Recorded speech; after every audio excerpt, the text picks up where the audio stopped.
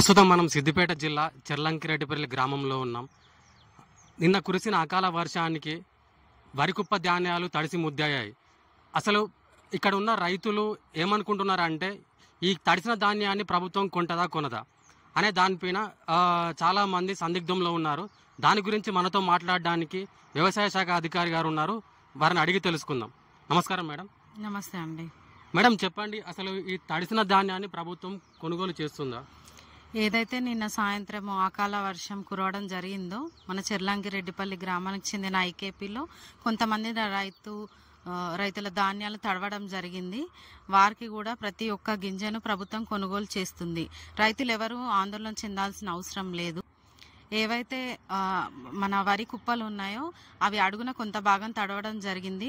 రైతులు ముందుగా ఈ కుప్పను ఓపెన్ చేయగానే ఏదైతే కింద ధాన్యం తడిసి ఉందో ఆ తడిసిన ధాన్యాన్ని తీసి పక్కన సెపరేట్గా ఆరబెట్టుకోవాల్సిందిగా కోరుచున్నాను.